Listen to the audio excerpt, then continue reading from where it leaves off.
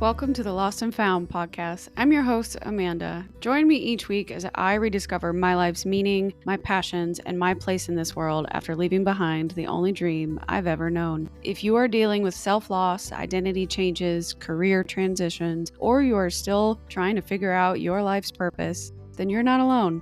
Join me. Wanderers are always welcome. So I am attempting to speak to other millennials that feel the same way as me, because we all got fed the same dream, right? Go to college, get that degree, use it because we didn't get the chance to, and it's our first generation of full children that get the chance to go to college and like can pursue these things. And then, the economic bubble in 2008 happens, the federal government sequestration in 2013 happens, and then How old are you? at 34. Oh, okay. I was like, oh wow, Yeah, well, it just you experienced all. Yeah. right. So I was the 9/11 generation, so I was old enough to remember when it happened and where I was and how it made me feel and the impact it had on my parents.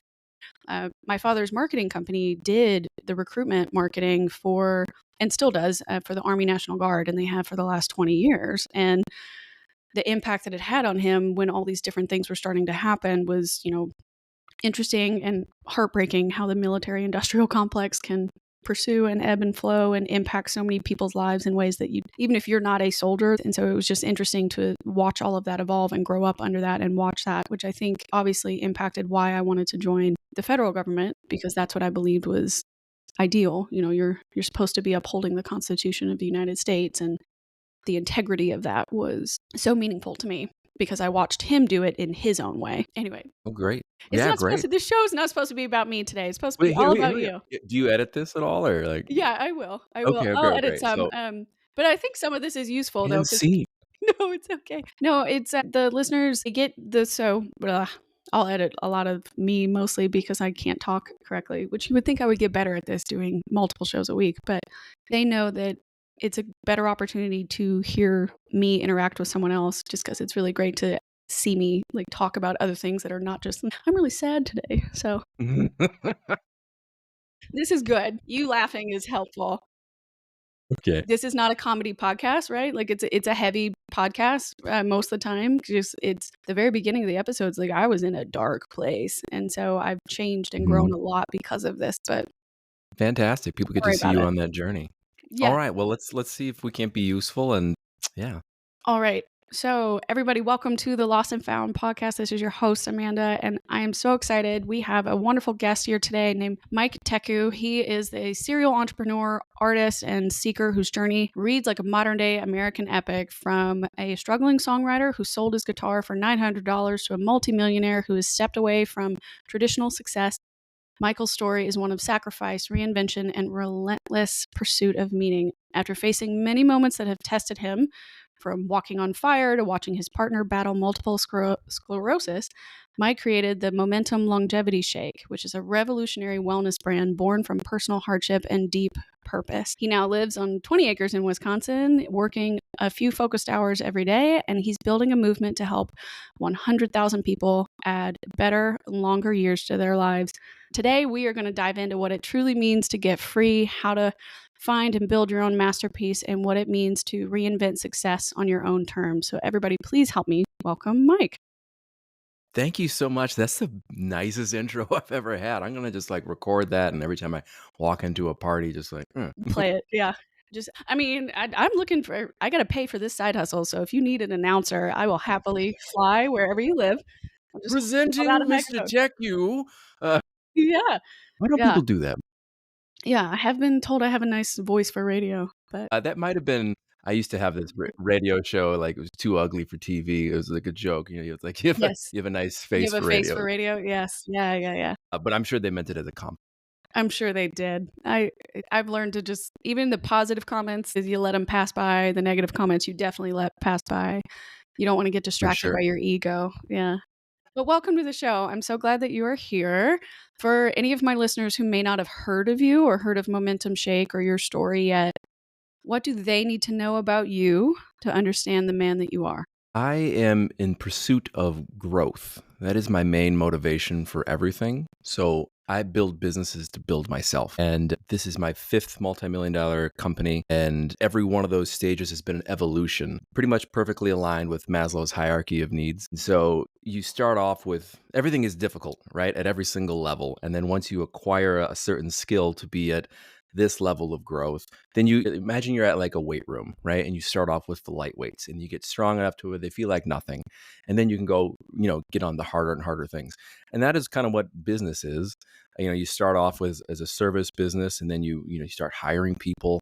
And instead of being just self-employed, now you're managing people, and then you turn that into a product business, and then you make a company that makes products, and then you have a company that makes companies, and then you're just an investor. And then maybe at one point you're just throwing out ideas. So, but every one of those is a 10x level improvement that you have to make for yourself. I take on these challenges not for the end result, but for the person I get to become at the end of that journey. I'm just really, really looking for things that I think are impossible so I can just kind of go after them a little bit. And then the reward is the person I get to become. So I think that is kind of me in a nutshell. And the reason I say that is because that is the motivating factor that is the filter that all my decisions go through. So it's money's awesome. Don't get me wrong. It's helped me make an incredible life, giving me a lot of freedom. It's giving me a lot of ability to turn imagination into real physical things. But at the end of the day, if that is the thing that you're chasing, you'll make a lot of short-term decisions that are not good for you or good for the people you're trying to serve. So I'm always looking for alignment where I am in the process of being in a flow state that causes growth that makes something incredible. And I think that's the way, that is the path. So I think that's what has led to so much success and so much positive reinforcement from the world. Everything is in alignment with that. Oh, that sounds like you found a way to make peace with that growth journey too, because not every step along the way, I'm sure you didn't wake up or you weren't born with $1 million. So it's not like you already knew how to use it and live in that life and make it, targeted purpose. You earned your way to get there, but you also learned along the way that like this isn't the be all or end all moment for me. And so I'd love to talk about a little bit of your origin story for your growth journey, kind of like what I mentioned in your intro. You actually didn't start out as a business owner. You started out as a musician and an artist, a creative. And so I'd love to talk a little bit about that process that you went from realizing, maybe this path isn't working for me and I need to pivot and move into something else. So what did that, moment teach you going from musician to entrepreneur? Well, there's a bunch of stories that I had to undo. Elon Musk talks about this like a lot, that there's only the laws of physics. Everything else is kind of a suggestion, right? And I didn't realize that. I thought that there were a lot of rules that you had to do, and I was certainly told them a lot. The main myth I was given in college is that you have to pursue your vocation. That kind of means that like what you do to make money and survive is like the reason you were put here on earth.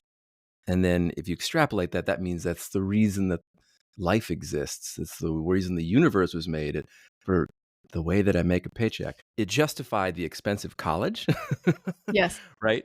But so for me, I started pursuing music because that to me was like, okay, well, this is why I'm here. But that was the dream I had as a child, right? And if you think about what to your childhood dreams were, like you can't see past your living room. You don't actually have a wide enough imagination to all the possible things that you could be. So like, when you're young, you're like, I want to be a policeman, I want to be a fireman. And then you just, oh, who do you see on TV? And like my heroes were all rock stars. So I was like, okay, I'll go do that. And I'll go and be able to support myself. It'll be my identity. It'll be the way I have meaning and purpose and status. And, it's a lot to ask for, a young person to have all that in the beginning in one thing. Mm-hmm. And I was just doing it for all the wrong reasons. I mean, I really loved music, but when I look back on it, it was really, I was trying to find validation. And I think that's what a lot of us are like. Am I living right? Am I doing this? And that comes with the question that there is a right or wrong way to do this. So when I finally hit this place of questioning these things, I was a musician full time. I was on food stamps. I was couch surfing. I made like $4,000 or $5,000 one year. Lots of crazy side jobs, all to just like force this dream to happen, right? And then when I stepped back And I'm like, this is not making me happy. I am not in alignment with what the world wants. I am pushing a boulder up a hill. This is a punishment. So I just decided to invert everything. I was like, well, what if the way I made money had nothing to do with meaning and purpose and identity and status and validation, all that stuff? What if I just tried to earn the right to survive, right? It was just to make enough money to be free. And then once I had those needs met, at the bottom of the hierarchy of needs, maybe then I would have a little more clarity on like, what is it I really want to do? What is the purpose for me being here? And the more and more time, as I slowly kind of scaled those needs, it became clearer and clearer to me that none of these things are correlated. Validation and identity and all these things, these are just self-imposed pursuits, and they're ego-driven. Right? They're all about what I want in the world instead of how can I be useful. So that's sort of the origin story of the flip between I'm going to make music that people want to listen to. I'm going to make things that people need and want, and that's going to come back to me as a reward of freedom and growth. I think you touched on a lot of points that we were chatting about before we were recording, that when you get sold this idea, this is how to live life. Like, this is the direction you're supposed to take in. You're supposed to contribute to society in some way. And a lot of that was work until you're 65, kind of a deal, day in and day out. When I was talking about my career, most of it was spent at the FBI, which is historically and famously known for having multi-decade long careers. So it was not uncommon in our offices to have someone retire 30, 40, 45. I met someone once that was 50 years in. Right? And so for millennials and Gen Z, envisioning a life where you were dedicated to one business or one organization for your entirety of your career seemed mind-boggling and near impossible. Because as, things moved on and changed in society and different challenges come up and whatever shift, because you're told, I want to work, but I want to be free too. Like I want to travel. I want to try these other things, these other experiences, or I want to be of service in some other way because this doesn't seem to be making sense anymore. And that was one of those kind of obstacles. I guess I realized I wasn't a creative initially, right? So I didn't realize that I could be creative. I was a statistics and strategy kind of person. And so when the box that I was in no longer fit me, I think I was outgrowing it faster than they could expand the box, metaphorically speaking. That's when I kind of realized, all right, there's a difference between having a bad day and then having repeating obstacles come in your way, or the universe starting to speak to you like, this doesn't fit, this isn't right, and there's a reason that this is so uncomfortable and so frustrating and so not progressing the way that it should be based on the latter system that I was in. So I'm glad that I could find someone that has a shared experience where you kind of go, all right, if I'm not creating the thing that they want or they desire or that they need in this moment, what can I create instead that will give the customer what they need, but also enable me to continue my own pursuit of freedom? So I think that's fascinating and good that you recognize that. How young were you when you were being a musician and, started your first business? I did that till I was 27. And I really thought, that the rule was that you have to sacrifice. You got to put in your dues. It's supposed to be Yes. suffering. Supposed Yeah, to no hustle. pain, no gain, right? Right. Yeah. And good for you for having the self-awareness too, that to question that. I don't think most people do. But it was at that moment, like I really just kind of ran out of options too. The money I had no money left to pay rent. If this was like the rest of life, I was like, nah, this is not for me. So when I was talking about alignment before, like I feel like we have an internal compass that's built into us, hardwired, and it just signals pain and pleasure, right? And I just wanted to find out if I could align pleasure with growth and prosperity. And I think that's, if we're talking about what faith is, it's a belief that you're on the right track when you feel alive, and you're not when you feel the opposite. So I just started really trusting like my curiosity, my attention, the things that light me up, and like, this is where I'm going to move forward. And I'm going to find a way that the process of doing something is the path, the purpose, or whatever you want to call it. But yeah, it was a complete juxtaposition from the frame of mind that I had. I really kind of consider it being rather than achieving. Like I was trying to be a famous musician and I didn't care how much suffering I had to get to that point. And now I try to really enjoy my life as much as possible, be fascinated by the work and completely detached from the results. And so like right here, right now, I am enjoying this moment. The metaphor I always kind of use in my head is like we're driving across the country in the dark. And I don't fully know how to drive from here to New York City. And I can't see more than 100 feet ahead of me, but I can see the path right now. And I know I'm on the road. And I just have the faith that there's going to be more path in front of that. And so I just turn on the music and enjoy the ride a little bit more about that. Yeah. You trust that you'll find a way to get there, whether or not you go exactly the right way or not doesn't really bother you. I mean, even getting there, I've kind of let go of, right? Like, Yeah, so not arriving being a well, thing. the audacity that I know where I'm supposed to go. I just don't. And I've given up. I've really just kind of jumped into the river. Instead of going uphill, I'm going in the river and just flowing with it and like trusting that it's going to take me to the right place. And so I just kind of follow that compass. I'm wandering through the forest, whatever you want to call it. I don't know where we're going. I just know that this feels like the right path forward. And as long as that is aligned with me growing, then I know it's right. If I'm stagnant, if I'm just hedonistic and I'm trying to like, escape, that's not the pleasure I'm talking about. I'm talking about the pleasure from being in a flow state where you're getting better. That's the path forward. Oh, that's a really interesting way to look at it. I'd love to talk a little bit about your get free first philosophy. I know that that typically relates to financial freedom, but I'm curious about how you've used that philosophy as a foundation for finding purpose, or how did that enable you to have a foundation for your purpose? Sure. I just kind of remember my high school counselor when I was having these existential problems just as a teenager. And she was like, well, what would you do if you had $1 million? We've all heard that question a bunch. But it is impossible to know what the view from the mountaintop is until you've been there. There's no way you or anyone could answer that question. What would you do if you didn't have to worry about anything? Because if you've never tasted a fruit, you try to describe it, it's a pointless exercise. So I knew that I needed to get to a place where my needs were met and then I could do things purely for the joy of them and not for all those other things on the hierarchy of needs. And so that's why I wanted to get free first. And that meant like I don't have to stress about paying my rent or the bills or, any of these things. And then I can honestly like, well, would I do music now? And I got to honestly answer that after, Right. selling a couple companies. I was like, I don't think I like the process of that very much. So that's not how I want to spend my life. I could. But yeah, I think it's a requisite. The hierarchy of needs is the roadmap. You have to start off with meeting your basic needs and then you can level up once that feels easy. The very last ones are self-actualization and self-transcendence.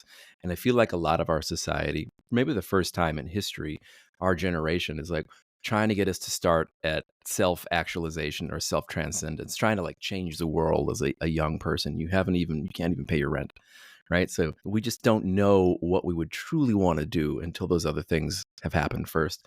It's very focusing too when you have a goal of get free first. So what I mean by that is all the things that you could do in the whole world get really narrowed when you're trying to increase your freedom of time and your freedom of place. So I really focused on doing things that were super efficient, having a really high hourly wage, and allowed me all that flexibility because I wanted as much time and energy to be spent on not making money to survive, but to like learn and grow and read books and experience things and travel the world and just become a better man. And that requires a lot of exploration, right? And optionality.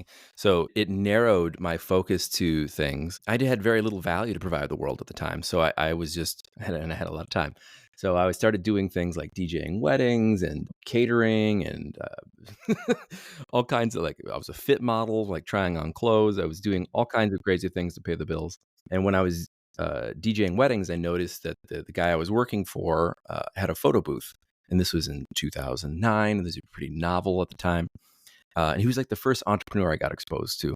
And I was like, oh, wait, you can just make your own thing? That's amazing. And I started seeing all these people just fall in love with the photo booth at the weddings I was at. And I realized that there was very high demand Mhm. and that the product could be really improved a lot. So instead of having a van to move these around, taking an hour, taking very poor photos, I wanted it to fit in a Nissan Sentra. I wanted it to take like 3 minutes to set up, and I wanted it to take beautiful photos. And so my friend and I went about building that, not knowing anything about cameras or computers or the photo booth industry at all. We decided to go figure it out and start from like first principles, just learning everything. And I think that is like the first skill set of an entrepreneur. If you're going to go like wayfind and make your thing, is you have to think that you can go learn something from scratch and be as good or better than the other people who've been doing it for a very long time. And you have to have like a certain naiveness. Like if you knew how difficult it would be, you wouldn't do it, but you just go in and you do it. And then, And see what happens. Yeah. yeah. And what you just, you figure out one thing at a time and you move up. I have this mental model that I use called learn, create, systemize. And that is the fractal pattern that I basically move through life in. I pay attention to my attention. So where am I naturally curious about something? And I just like, and I don't have to like force myself to like work on things. I just like I'm Googling it or using AI now. And I'm just curious about it. And then once I've learned a ton about the thing, then I try to make it. So like I got really deep into learning about photography and the computers and the printers and the like just the whole process of how to make an experience and manufacturing. I just was naturally curious. And then so we created the thing and we prototyped it. And of course, nothing worked and we figured it out. And then I systemized it, that last part. And so that means that it wasn't requiring me to run it. It wasn't requiring a lot of technical skill. It was intuitive. It was simple. And that's the systemizing thing. You take complex things and you make them simple. And so if you do that, learn, create, systemize at every single step, because there's infinite things to learn, right? From not just building the products, but to, understanding the business model and then advertising and then how to be a leader and a communicator. No, we're all born knowing nothing, right? And then we just get the ability to go learn things. But to take that knowledge and then turn it into a thing that's useful, and then to take that knowledge and to turn it into wisdom, so it's a system, so it's automatic knowledge. That process is just one step in front of the other. It's driving through the dark, but you've made progress, and now you own that skill, right? It's like in a video game, you're wandering around and you find a scroll or you find a sword or something, and then you get to keep it. And no one can ever take that thing that you've improved about yourself away from you. So when I talk about I build businesses to build myself, it's just I'm adding little tools to my kit that I'll have forever. And that's what makes me wealthy, is you can take everything away from me, but like I've got all of this experience and knowledge and wisdom about how to solve problems that I can just start over again. Yeah, I love that. I'm really glad that you brought up that you were curious from the get-go for all the different projects or any business that you've started,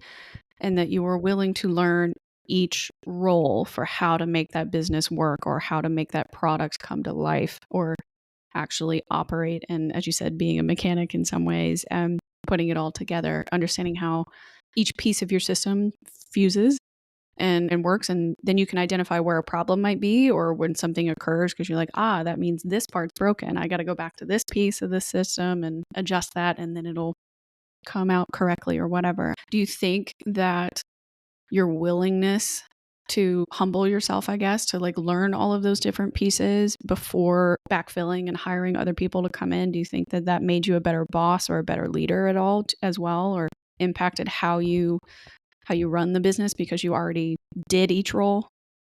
I mean, maybe now. In the beginning, you're just winging it, right?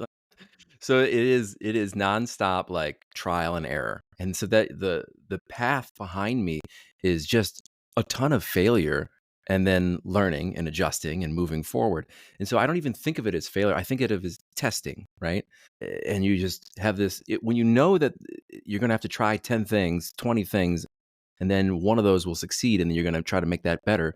If you know that's the path forward, it's a dance instead of a struggle. Like, I always think of water. It doesn't have a plan. It's just moving with the force of gravity, and it's going to find the path of least resistance. And it's going to branch out into 100 different things, but eventually it'll find the channel. So I'm always feeling for that force behind me. Instead of me trying to will something, I'm like looking for that feedback where this feels obvious and easy. And I know that is so counterintuitive to what we hear, that you got to like grind, but those people burn out in whatever it is. Right. And so I'm really trying to protect my I enjoy my life. I want to do this. I like it. I like the process of exploration and learning. So there's some self-awareness into what I really like to do. And it took me 3 or 4 businesses to figure that out. Because until like the third business got sold and I had had enough money and like there was no need for anything else. I paid off my houses. I just traveled the world. It got to the point where I was like, I'm just gonna retire and I'm gonna golf. And it just hit me that's not very exciting, and I cannot turn my mind off. I just love creating things, and I feel happiest when I'm learning, creating, and systemizing whatever my new curiosity is. I just wanna do that thing, that process. That's how I want to be, and so that's my self-awareness, and if that's not you, you shouldn't be an entrepreneur, right? You need to have that, like, insatiable curiosity and need to create, plus an overconfidence that you can literally walk into any kind of thing and like, "I got it. I'll figure this out. Yeah. No problem." And if that's not you, then you wanna probably align yourself with somebody that is that way, and you lean into your own skill sets because there's a tremendous amount of things that I'm absolutely terrible at, and I need so much help. And so when your question about leadership is really me becoming aware of the things that light me up, that I'm exceptional at, and not doing any of the things that I hate and that I'm also probably not good at, right? Those things are always aligned. Yes. I'm Yeah. bad at the things I don't like to do. And so I've gotten better at finding the right person. Like my bookkeeper, she loves the numbers. She likes to make everything line up and be orderly and like organized. And oh my God, even just talking about it right now, like, yeah. You're like, I love her, but I don't want to talk about it. Yeah. Correct. Yeah, yeah. Yeah. But I'm so aware of when people are doing the thing that they're aligned with, and I put people in the right place, and I let them do their thing. That for me is like great leadership, is like, "You love this, you're good at it, I'm gonna get out of your way, and you're gonna take ownership of this, and I'm gonna check in with you." So that's my leadership style. That one that seems to work for me is finding the right person for the right position. And I think that's probably the way all things work out, is that 99% of success is the first decision on the thing. If I walk out my door right now and I go left or right, every other decision after that is 1/10 as important, because either I went the complete wrong direction or maybe I'm sort of in the right direction and then I can adjust and tack. But so, like, if you put the wrong person in the wrong place, no amount of leadership is going to matter. If you marry the wrong person, no amount of mediation is going to matter.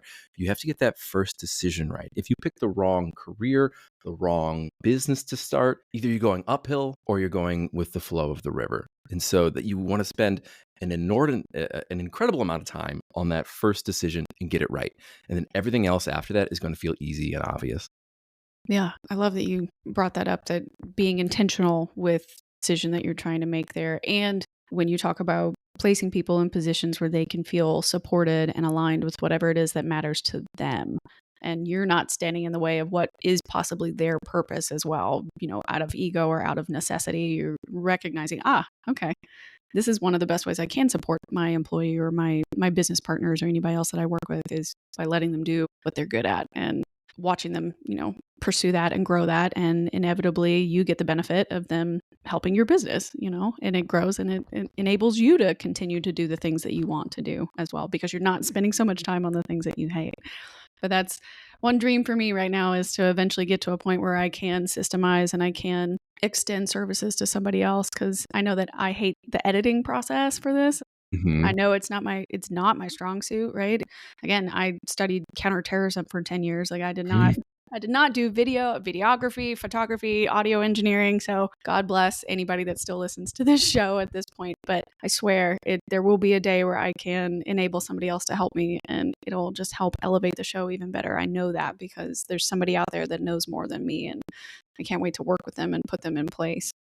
So I'm glad to hear that you also implement, a version of that. I'd love to talk a little bit more about momentum and how you knew that switching to the supplement industry was the right thing to do for you at the time. You did mention, you've had multiple businesses, you are financially free, or you're living in a place where you have the ability to feel empowered to do whatever it is you'd like to do, whether it's golf or travel or whatnot. And if you did get to retire early, some people might think, why in the world would I go back to work? Right. So I'm curious if you could give us a little bit more insight into that kind of timeline, and how did you know, I don't really like retirement. I want to shift and I want to create something new, or I want to move into this business. Why? What sparked that, and what made you want to do the shake or create the shake, I guess, not do the shake. That sounds like a dance move. Well, before I knew about creating the shake, I had the real understanding that I need to be moving forward. I need to be doing something. Otherwise, I'm just going to die.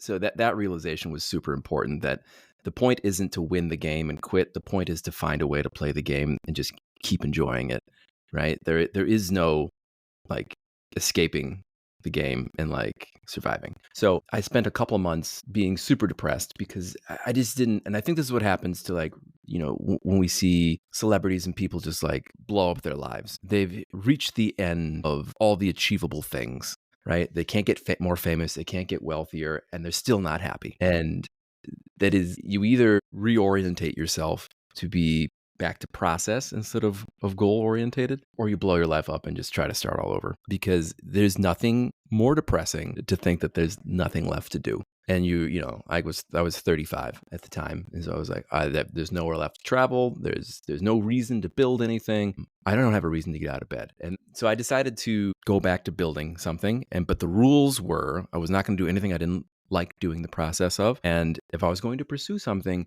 I was going to make it my masterpiece. It was going to be something I was insanely proud of, and just sort of like my gift to the world. It didn't need to be anything else. It was going to be just the best thing I could possibly create. And so I wanted to have that level of attention and dedication to it. So on the back of every bag, there's a picture of my face and my signature, because I wanted it to be like my painting, like Mm-hmm. here's my art. And so the reason I eventually ended up on the Momentum Shake was I started thinking about goals that I thought were impossible. And at the time, the most audacious thing I could come up with, this was 2018, 2019, was, well, what if I got a year younger? That sounds like you can't do that. Nobody was really talking about longevity or reverse aging at the time. We have not conquered that yet by any means, but I think it's a really fascinating North Star. So I tried to make this really audacious goal and then kind of work backward on it. And it wasn't even that I had a business in mind. I just started noticing that's where my attention was going towards. So I started doing research on all kinds of things, and then it kind of led me towards, there's a lot of stuff we can do to supplement, right? There's a whole bunch of foundational things like better sleep and exercise, and those are all must do's. But if we want to do something extraordinary, right, it's going to take a little bit more than what the average person is doing. And that's probably the truth for everything in the world, right? If you're doing what everyone else is doing, you're going to get really similar results. So I needed to do something that was supplemental to that foundational thing.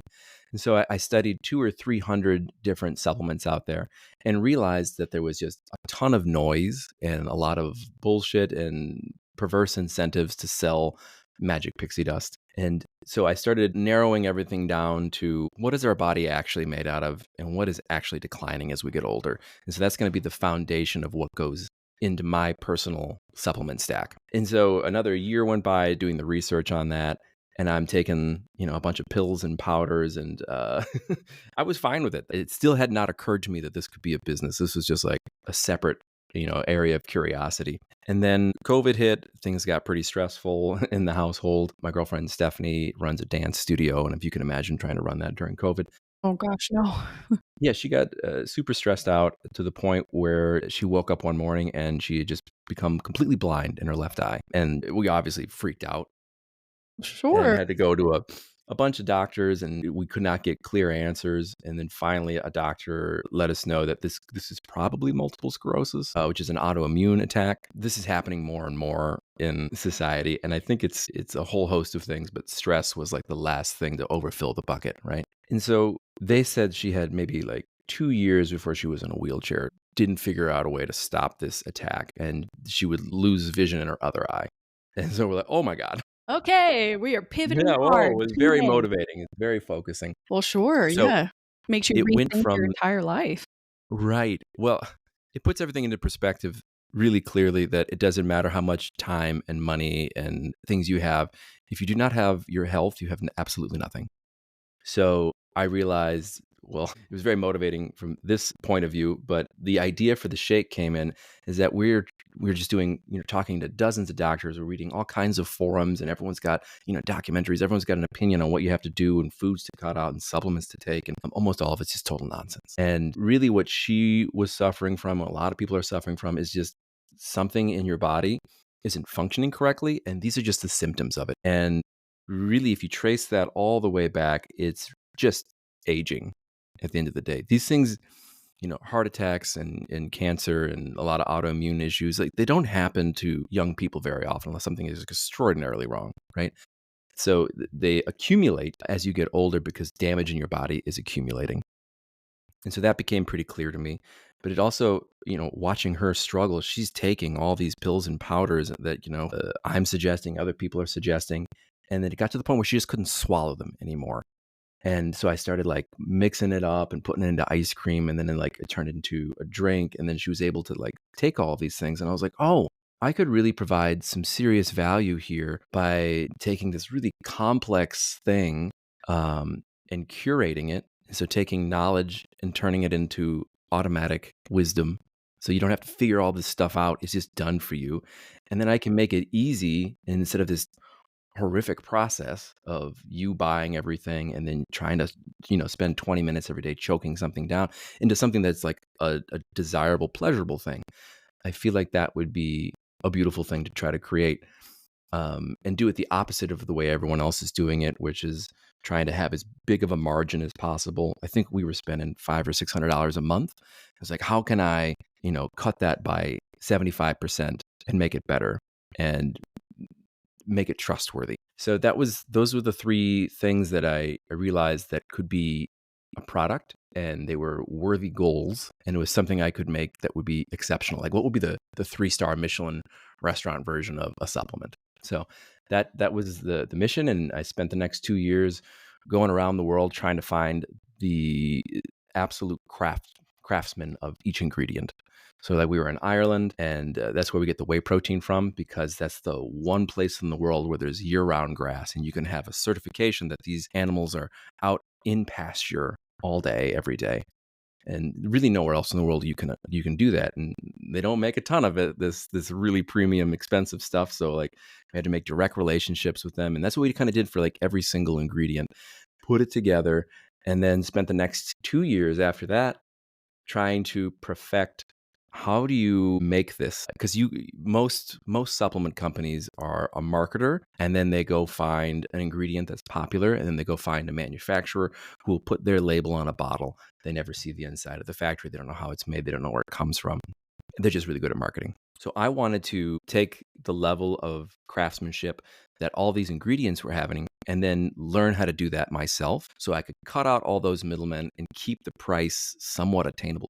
It's an investment. There's Of no course. doubt about it still, because we're taking a bunch of very expensive things and putting them together. But we've been able to remove so many costs while improving the quality of everything, that it's still it's $5 a day. So that's within reason, I think, for most people. And that's compared to like what it would be if you bought everything separately, would be like $18 or $19 a day. So I feel really proud about what we've made.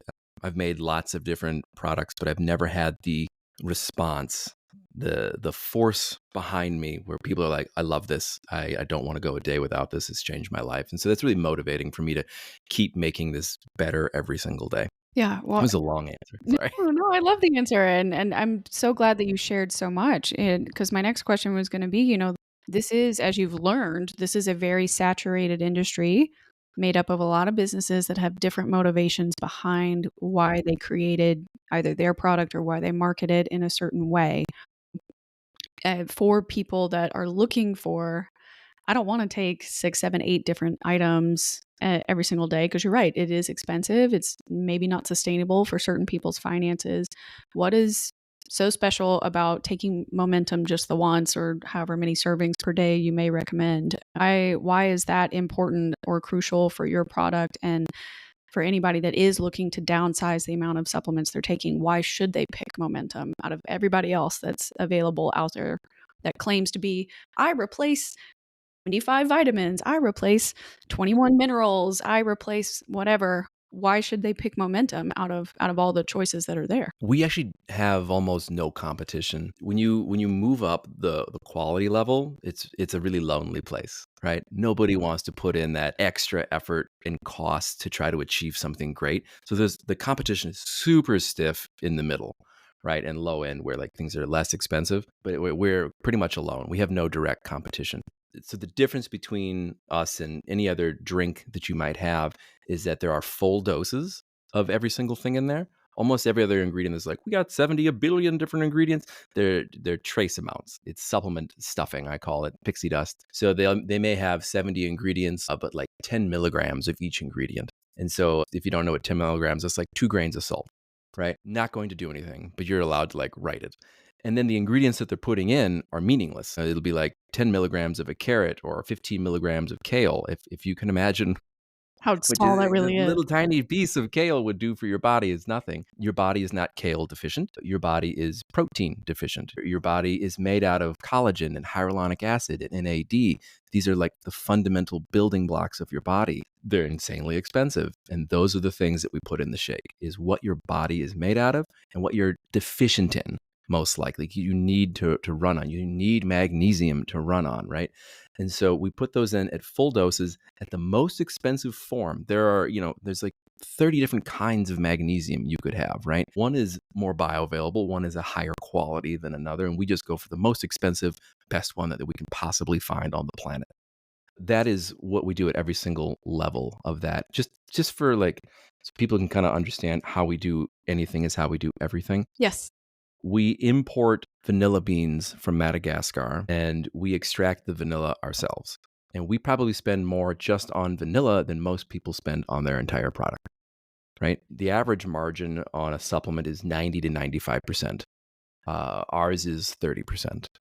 So it's these are not comparable things. The vanilla is a good example just because most people will put in an artificial flavor, a thing that is adjacent, that is similar tasting to vanilla, but is actually not good for you and doesn't taste good. Or they'll try to skirt around it and they'll put natural flavors. There's no such thing as a natural flavor. It's just a clever way of saying not the real thing Right. because they're 1/1000th the cost, right? That is the entire food system right now, is they try to make things that look and feel and taste similar to the expensive real thing, but they aren't, and they have negative effects. So when even you see people with some kind of like it's no sugar, like well, there's a sweetener and it's a fake sugar, and that's actually way worse for you. Right. Your body So doesn't know how to process that. exactly, correct, yeah. So it happens at every single level. There's a vitamin B called folic acid that's a synthetic that is in like a lot of enriched flours and a lot of multivitamins. And it's like 60% of the population has a gene called MTHFR that you literally can't process that. And that's what I have. There's a version that's called methylfolate. We can get into the science of that if you like, but it's the natural version of that. Your body can process it. And of course, it's 100 times more expensive. That's why you never see it. If your goal is to make something outstanding, then you don't care about the cost, whatever it takes to make it outstanding. And so that has been my North Star. I'm like, this is going to be a masterpiece. I don't care. Like, everything is going to bend towards that. And some amount of audience will be interested in that. And that's been really effective for me, is just to make the best product out there and you have to do way less marketing, way less work. Right. Well, I like that, you're talking about if I'm going to put in any effort at all to pursue this new goal or this new business, I'm going to put in all the effort. Or I don't know if you watch Parks and Rec, but there's a character on there that's named Ron Swanson, and he says, "Never half-ass two things, whole-ass one thing." And Mhm. it's kind of like if you're really going to put in your name on it and your photo and your branding and your investment, why not make it the best possible thing? And especially if you're originally designing it for someone that you love and you care about, like why would you want to feed her or give her something that's less than the best? So it makes sense to me why, if I'm going to make something for her, why not make it to where it's actually useful for anyone? Is your product available? You don't need to have MS to drink it. Like anybody Oh my God, no, no, can use it. Yeah. it's made for anybody who's getting older. Yeah. No, just aging in general. Yeah. Okay. Yeah. I figured as much, but I just wanted to clarify. I have one of my aunts, she actually does have MS and found that out, I want to say maybe 15 years ago or so now. And I'm really curious. I want to send some product to her because I'd be interested to see if she would enjoy it as well and see if it helps her at all or can affect her lifestyle and help her feel like she gets more out of it. Most people seem to really like it a lot. That's the goal, is I want to make something that you desire. The whole concept of momentum is that change is really difficult. Trying to become the best version of yourself is usually hard, right? So if I can make this foundational piece easy for you, then you've acquired a habit that you like to do. You don't have to like, oh yeah, I got to do this. Like, oh my God, I can't wait to have my shake. That's how I feel. That's how a lot of people feel every morning. And sorry, I have to go soon. But so if we can get that first piece correct, then everything else after that starts to become easier. You have more energy to do your exercise and you recover faster. So you get better results. You can start to sleep better. You can start to feel less stressed. And all these things are, the foundational part. You start to lose weight because you're having all the nutrients you have and need with lower calories and you feel less hungry. So I want to make this first step a big win for you. And then everything else you have the momentum to achieve. At the risk of not spending too much more of your time, because I know and you're a busy man, you got a lot going on. We'll just wrap up with a couple of fast questions real quick. These are things that I ask, pretty much all of my guests. What do you want out of life, and have you found what you're looking for? Yes, for now. I'm not trying to get anywhere. I'm trying to just walk a path that I really enjoy. And I stray off of that all the time. I end up doing things I don't like to do. And now I have the awareness, be like, I don't have to do this, so we all have free will and choice to change our minds and go back on a path that feels like being alive. And so I think I can do that for, who knows how long we have the potential to be for another 100, 150 years. I really believe that. So I want to enjoy that process as much as possible. And yeah, it's just a really great feeling to wake up every day. Like I get to do whatever I want and let's go do that. No matter where you are on the hierarchy of needs, you have that choice. It must feel incredibly freeing to have that and continue to pursue that as well. If you met your younger self, the musician or a prior entrepreneurial version of you, if you could meet your younger self, what would you say to him now? I would tell him you have what it takes and that there's no rush. You're going to get there. Just let go and trust. And there was so many times where I stressed out and freaked out. And if I could just be like, hey, look, you get here and it doesn't matter because it's always going to be this journey forward. So just be a little more present and find happiness right where you're at right then. And just trust that it's going to keep moving forward and getting better as long as you stay following that compass. I think that would have saved a lot of worry, like if you know when you're going to die, you just have so much more adventure and carefreeness. So yeah. Living more carefree. I love that. And then finally, for any audience member or listener who's tuning in right now and they're facing their own what now moment and they're feeling lost and insecure or unstructured and overwhelmed, what advice would you say to that person who's lost and trying to find purpose and looking for their first step? Start paying attention to your attention. What feels effortless? What feels like you're being drawn towards something? That's the alignment. That's the path. That's the way. You don't have to know where you're going.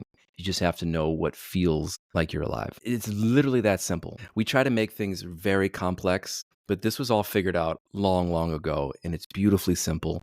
We're just here to survive and grow. That's, if you trace back all life, that has been the hardwiring mission, is to survive and advance. So as long as you're in alignment with that, you are living out the purpose of why we're here. And when you're living out that, everything else feels right. So you just know that this is a journey. You're at the bottom, or maybe you're lost, but one step in the right direction and you're no longer lost.